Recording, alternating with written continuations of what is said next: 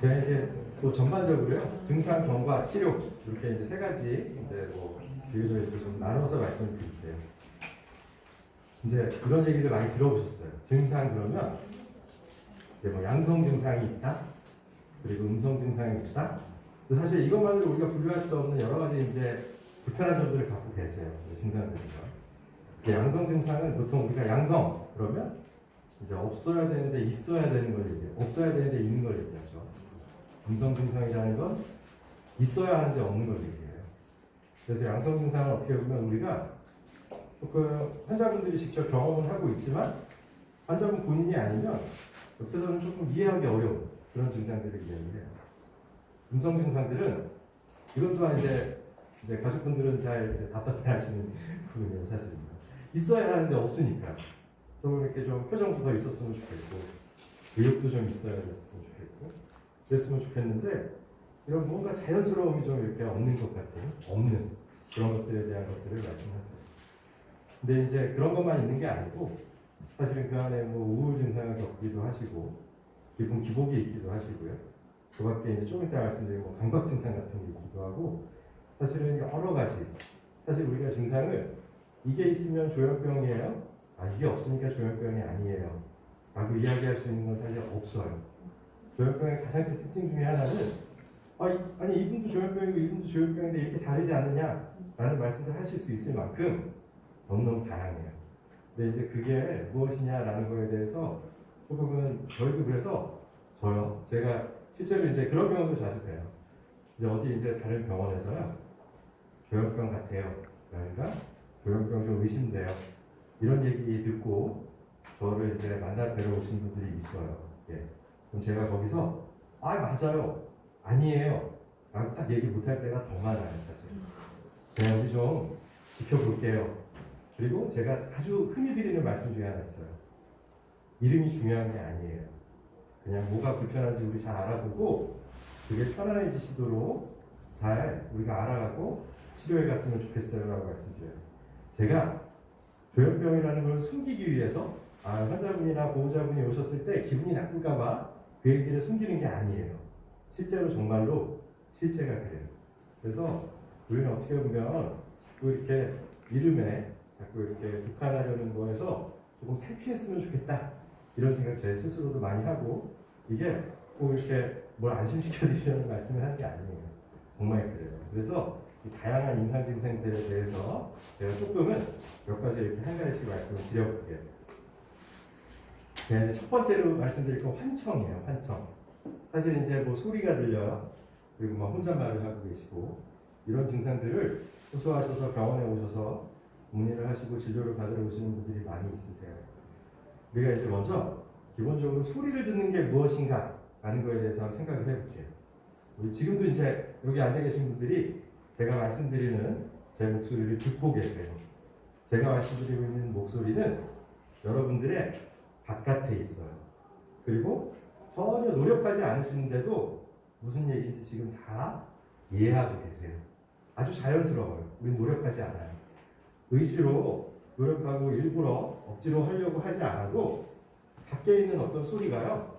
지금 제 목소리는 여러분들에게요. 공기를 통해서 전달이 돼요. 그럼 귀로 들어가죠. 귀로 들어가면 그게 그 다음은 뇌로 가요. 그럼 거기서 이게 무슨 의미구나라고 아주 자연스럽게 이해하세요. 근데 저희들이 이제 진료를 받는 그리고 여러분들의 뭐 본인이 됐든 가족분들이 됐든 이제 우리 소위 말하는 환청이라는 것을 경험하고 계신 분들을 뵈면 밖에는 존재하지 않는데 본인은 들었다고 해요. 예. 어떻게 보면 우리가 보고 듣고 이런 것들이요. 거기 뭔가 그 과정에서 지금 잘못된 부분이 있는 거죠. 그래서 예를 들어서 제가 흔히 드리는 예 중에서 예를 들어서 이 화면이 배경이 다들 하얀색으로 대부분 보이실 거예요. 내가 지금 대부분이라고 했어요. 노란색으로 보이시는 분도 있을지 몰라요. 빨간색으로 보이는 분도 있을지 몰라요. 근데 그거는 우리가 서로 토의하고 뭐 투표해서 결정할 문제가 아니에요. 그냥 자연스럽게 그렇게 지각돼요. 근데 이런 이제 청각의 과정에 무언가 혼란 상태가 되면 먼저 외부에서 들어오는 소리와 내부에서 시작되는 자극들이 뒤섞여요. 그러면 이것들이 본인은 들었다고 하죠. 들었다는 건 밖에서 들어온 소리라는 이야기를 하는 거예요. 하지만 사실은 그 시작점은 내부의 경우들이 많아요. 그래서 제가 지금 말씀드린 것처럼 우리가 외부를 지각하는 그런 책에 문제를 이야기하는 거기도 하고요. 나의 내부와 외부를 구별하는 그런 부분들이 조금 이렇게 혼란스러운 그런 것들을 포함하는 증상을 우리가 환청이라고 해요. 그래서 근데 이것도 뭐 다 똑같지 않아요. 저한테 이제 환청이 들려요 이렇게 해서 오시는 분들이 있어요. 근데 어떤 분들은 본인이 와서 저한테 아예 그래요. 환청이라고 저한테 얘기해요. 환자분이. 그분들은 조금 구별하시는 분들이에요. 근데 어떤 분들은 아 이거는 실제 하는 소리가 아니고 증상으로서 우리가 치료해야 돼요라고 말씀드려도 절대 이해할 수 없고 그렇게 그거에 대해서 오히려 이해 못해주는 저희들을 야속하게 생각하시는 분들이 있어요. 구별이 안 되시는 분들이요. 그래서 얼만큼 소리가 크게 들리는지 그리고 그게 문장으로서 얼마나 완성된 형태로 들리는지 그냥 지나가는 소리 정도인지 몇 명이나 만약에 주로 이제 언어성 환청이 많은데요. 말소리고요. 그게 도대체 몇 명이나 있는지 나한테 얼마나 괴로움을 주고 있는지 이런 것들에 따라서 너무너무 다양해요. 어떤 분들은 그냥 물 떨어지는 소리 들린대요. 그렇게 말씀하시는 분도 있고요. 막 나에 대해서 한 5명, 6명들이 내 생각을 다 알고 이야기를 하고 있어요. 그것 때문에 너무 괴로워요. 라는 말씀을 하기도 해요. 그래서 저희들은 사실 그런 괴로운 소리가 없어졌으면 하고 치료를 권장해 드려요. 근데 사실 치료의 최종 목표는요. 꼭 없어지는 게 아닐 수도 있어요. 있어도요. 본인이 환청인지 알고요. 그리고 그 괴로움의 크기가 크지 않다면 굳이 그거를 이렇게 막 더 불편하게 약을 증량하고 하지 않아야 될 시점들이 필요할 때도 있어요. 그래서 제가 이어서 말씀을 드리면 이제 주로 이제 부모님들이 오셔서 그래요. 요새 환청이 없었는 줄 알았는데 가만 혼자 있을 때 이렇게 방에서 있는 걸 보니까 혼잣말을 하고 있더래요. 그래서 아 틀렸다. 아직도 증상이 낫지 않았다. 이런 말씀들을 하시는데요. 사실은 그게 맞아요. 뭐가 맞냐면 환자분들이 혼잣말을 하실 때 보면 어떤 언어성 환청들, 말로 들리고 있는 환청들에 대한 반응으로 하고 계신 경우가 많기는 해요. 하지만 꼭 다 그런 건 아니에요. 제가 그래서 저희들도 여쭤봐요. 요새 어떠냐? 전에 이렇게 소리 들리고 그런 거 어떠냐? 그러면 저 어때요? 혼잣말을 계속 하게 됩니다. 예를 들어서 저도요 혼잣말해요. 아 예를 들어서 여기 강의 오면서 아 오늘 강의 열심히 잘해야지 뭐라든가 아 이거 힘들어 죽겠네 라든가 이런 말들 하잖아요. 우리 다 해요. 혼잣말이라는 건 우리 정상적으로 지내고 있는 사람들에게 필요한 기능도 있다고 해요. 그래서 어떻게 보면 그 내적으로 말씀하고 계신 분도 있어요. 혼자 머릿속으로 아이 뭐라든가 에이 잘됐다 뭐라든가 이런 것들이요. 그래서 혼잣말 자체를 어쩔 때는 저도 이렇게 좀 여쭤보다가 너무 이렇게 그거에 대해서 의미 두지 마세요 이런 말씀 드릴 때도 있어요. 환자분들이랑 같이 얘기하다가. 그리고 다음은 환자분들이 이제 우리가 보통 세상을 인식하는 방식은요. 제가 아까 지각한다는 말을 했는데요. 이런 식이 많아요. 예를 들어서 여기 제가 이렇게 앞을 베면서 이렇게 뭐 말씀을 드리고 있을 때도요. 제가 이렇게 어떤 것들은 여기에 뭐가 있었는지 기억도 못할 만큼 그런 것들이 있어요. 다 뭐 저기 뭐 에어컨도 있고요. 뭐 에어컨 시계 있고 뭐 이런데 나중에 저한테 의자가 무슨 색이었어요? 그러면 기억도 못할 때가 있어요. 이게 뭐냐면 저한테 의미 있는 자극들은 훨씬 더 잘 들어와요. 근데 나한테 별로 상관없고 의미 없는 자극들은 다 걸러져요. 우리가 길거리를 다니면 사람들이 지나다니고 차가 다니고 어떤 소리가 들리고 누가 앞에서 막 기침을 하고 지나가고 이런 세상 속에서 살아요. 우리는. 그래서 우리는 계속 자극을 처리하고 있거든요. 예를 들어서 여러분들이 사람 아주 많은데 복잡한 데요 가서 한 2시간 앉아있어 보세요. 되게 피곤해요. 아무 일도 안 해도 피곤해요. 왜냐하면 계속 자극을 처리하고 있어요. 근데 이런 자극을 처리하는 과정에는 아까 말씀드린 것처럼 나한테 관련이 있는 거는 들어오고 나한테 의미가 없는 것들은 걸러져서 들어오지도 않고 이런 과정들이 있는데요. 이게 조금 혼란스러워질 때가 있어요. 그러면 어떤 일이 발생하냐면 나한테 관계가 없고 내가 의미를 둬도 줄 필요도 없는 자극들이 자꾸 들어와요. 그래서 사람 많은 곳에 가면 시선들이 자꾸 신경이 쓰이고요. 그리고 누가 어떤 말을 했는데 분명히 어떤 의미가 있는 것 같고 이런 식으로 주변을 지각하는 체계 자체가 조금 틀이 사실은 이렇게 걸러져야 될 것들이 잘 안 걸러져요. 그러면 힘들어요. 제가 아까 말씀드린 것처럼 처리해야 될 과정들이 자꾸 다 들어와요. 그래서 본인은 외출하기도 힘들어지고요. 사람들과 관계를 하기 시작하면 불안해해요. 그게 잘 처리가 안 돼서요. 그래서 이것들을 저희들이 관계사고라는 명칭을 들어본 적이 있으실지 몰라요. 관계가 없는 걸 자꾸 관계를 만들어요. 그래서 그런 관계사고가 되고요. 근데 보통 그 관계는 조금 부정적인 내용으로 들어올 때가 많아요. 그래서 피해의식으로 느껴요.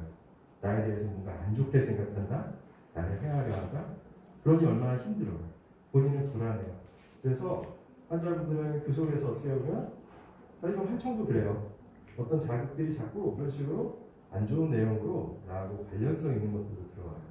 그래서 환자분들은 자꾸 거기서부터 피하려고 하고, 그리고 그걸 이해 못 해주는 가족들, 그리고 심지어 병원에 갔을 때 치료진도 이걸 이해를 못 해준다 라고 해서 속상하고 힘들어요, 오히려. 그래서 이런 일들이 이제 계속 이제 벌어지고 있어요. 제가 지금 앞에 말씀드린 내용들은 대표적인 양성 증상들이에요. 음성 증상이라는 건 아까 제가 처음에 말씀드린 것처럼 우리 이제 의욕이라는 게 있어요. 아, 오늘 아침에 일어나서 입 닦고 어디 가서 뭐 하고 좀 이따 뭐 먹고 싶고 좀 이따 뭐 했으면 좋겠고 다음에 이런 것들이요 아주 그냥 자연스레 있어요. 근데 그런 것들이 이제 잘 안 돼요. 그리고 어떻게 보면 우리가 사람들과의 관계에 있을 때 꼭 뭐 이렇게 아주 잘 이렇게 그냥 딱 뭐라고 말할 수 없는 뉘앙스들이요, 느낌들이요, 자연스럽게 만드는 윤활 역할 같은 거 있죠. 그런 것들도 조금 부자연스러워요. 근데 이런 일들이 자꾸 있으니까 옆에서 가족분들은 너 왜 이렇게 게으르냐 어딘가, 야 좀 표정 좀 밝게 해라, 너 왜 이렇게 맨날 이렇게 울상하고 있냐, 또 이렇게 보면서 좀 재밌게 좀 즐기기도 하고 했으면 좋겠다라고 얘기는 하지만 이게 제가 지금 여기 써놓은 것처럼 의지의 문제가 아니에요. 이것도 증상이에요. 아픈 거예요. 다리가 아픈 사람한테 뛰라고 하는 거랑 똑같은 거예요. 다리가 아파서 지금 못 걷고 있는데 야 너 뛰어라, 그럼 얼마나 그 사람이 답답하겠어요, 그분도요. 그래서 그런 것들이 있어요. 그리고 심지어는 이게 음성 증상이라고 그냥 얘기할 게 아니라 우울 증상일 때도 있어요. 환자분들이요, 제가요, 누가 저한테요 오늘 기분 어떠세요? 라고 여쭤본다고 할게요. 저 말 못하겠어요. 그냥 그날이죠. 그래서 뭐 좋아요 오늘, 오늘은 우울한데요, 이런 거 사실 표현하기 참 어려워요. 우리 다 그러고 살아요. 근데 환자분들은 특히요, 자기 자신의 현재 상태에 대해서 표현하는 것도 조금 어렵게 생각하시는 분들이 많아요. 그래서 우리가 우울한 상태에 있는 거, 다운된 상태로 계속 가고 있는 걸 조금 간과하게 될 때도 있어요. 이게 그냥 음성 증상이라니 했던 것들이 알고 보면 조금 이제 우울 증상으로서 따로 좀 치료가 필요한 부분들이 있을 때도 있단 말이에요. 그래서 제가 지금 말씀드린 것처럼 우리가 기분 상태라는 거는 사실 꼭 막 좋아요 그래서 깔깔 웃고 막 슬퍼요 울고 이것보다는 좀 더 복잡해요. 그래서 좋을 때는 좀 이제 세상도 좀 밝게 보이고 내가 벌써 좀 해야겠다 이런 계획도 세울 수 있고 이런 것들이 되고요. 이렇게 좀 다운된다. 저는 우울이라기보다는 다운이라는 표현을 더 좋아하는데요. 다운된다라는 건 자꾸 부정적인 것들이 더 보여지고 내가 지금 갖고 있는 어떤 의지나 의욕들이 조금 떨어지고요. 그런 것들이 있어요. 근데 이런 것들이 꼭 조현병 환자분들이 꼭 조울증이나 야극성 장애가 아니어도요, 기분 자체가 자꾸 이렇게 좀 불안정해지실 때를 같이 경험할 때가 있어요. 그래서 환자분들 중에서도요, 꼭 막 되게 우울해지고 들뜨는 거 아닌데도요, 계절 따라서 증상 좀 왔다 갔다 하시는 분들도 계시고요. 그리고 기분 기복 느끼시는 분들 꽤 있어요.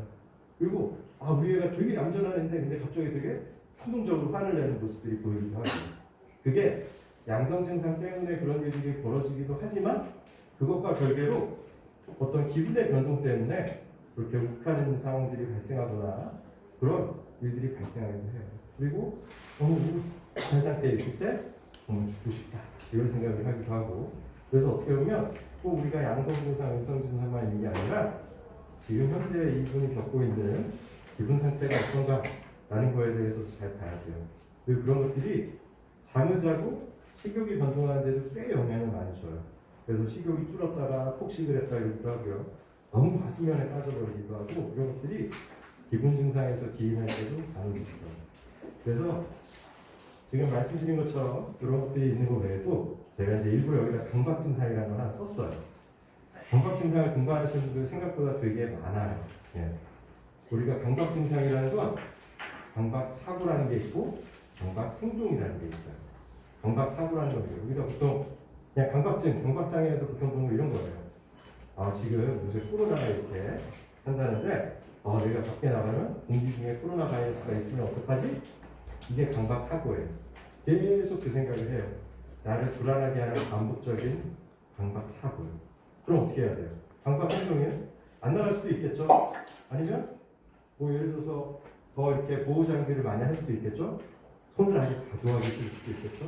샤워를 하는데 2시간이 걸릴 수도 있어요. 그런 것들이 이제 강박 행동으로서 이제 되는데요. 사실은 이 조현병 환자분들이 보이는 강박적인 부분은 조금 다를 때도 있어요.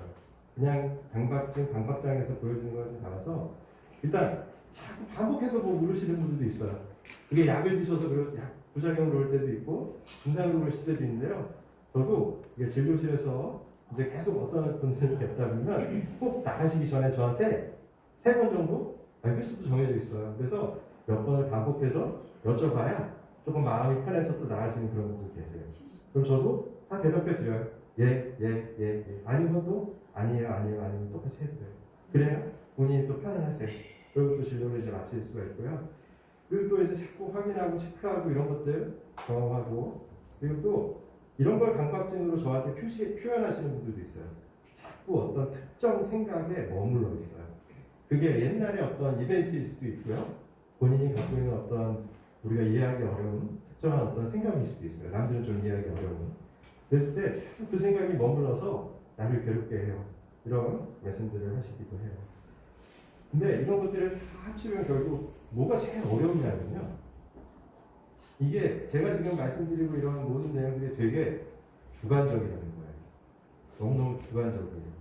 제가 지금 벌써 이렇게 지금 말씀드리면서 다른 사람이 이해하기 어려움이라는 단어를 그 말씀을 몇 번 드렸어요.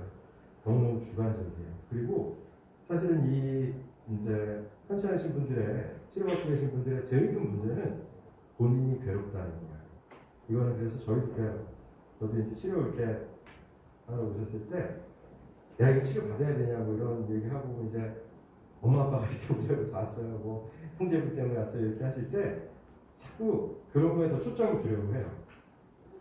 본인이 괴로운 걸 좋아졌으면 해서 치료하자고 하는 거다. 엄마 아빠 부모님 때문에 형제 때문에 누구한테 해줘서 치료하려는 거 아니다. 그런 것도 아닌 거라는 거 안다. 본인이 괴로운 걸 조금 도와줄 수 있는 방안이 있길 바라고 치료하려고 한다. 이게 이제 뭐 첫 번에 이렇게 다 이해하기는 어려우실 수 있지만 결국은 그런 이제 관계가 형성이 돼야 환자분들이 또 본인이 괴로운 걸 더 잘 말씀해 주시고 또 그것들이 앞으로 이제 치료에 이제 좋은 어떤 경과들을 이어져요. 그래서 어떻게 보면 저도 이제 이렇게 진료를 뵙다 보면 이제 제가 지금 뵙고 있는 환자분들이 도대체 어떤 이제 상황에 놓여 있는 거라는 걸 점점 이게 간접적으로 이해하게 되잖아요. 제가 꼭 직접 경험을 하지 못하지만요. 그랬을 때 보면, 그러니까 나를 둘러싼 세상이요 바뀌어 있는 거예요. 근데 사실은 그거는 지금 내가 바뀌어 있는 거예요, 사실은. 하지만 본인이 보기에는 너무 억울할 거예요. 나를 둘러싼 세상이 너무 이렇게 주변이 바뀌어 있어서 그게 나를 힘들게 하고 있고, 그리고 그 세상 자체가 바뀌어 있기 때문에 거기서 나는 벗어날 수가 없는 이제 증상이 아주 심할 때죠. 그런 이제 절망적인 상태가 될 수밖에 없다는 겁니다. 그래서 어떻게 보면은 그 상황을 우리가 이제 본인이 겪고 있는 환자 본인마다 또 각각의 증상들이 다르죠. 그 상황을 다 100% 이해할 수 없지만 그냥 되게 주관적이고 내적인 고통이 크다라는 것을 이해하는 것만으로도 이제 조금은 가족분들이 됐든 본인이 됐든 그리고 치료하는 저희들 입장에서도 필요한 부분들이 있다고 생각을 해요. 제가 그래서 이제 조현병이라는 이름은 여러분들도 많이 들어보실 거예요. 사실 이제 그 조현병이라는 이름을 정할 때요, 이제 정신과 의사들에게 설문조사도 했었어요. 몇 가지 이제 후보 안들이 있었어요. 그래서 이 안이 도출되기까지 이제 뭐 여러분들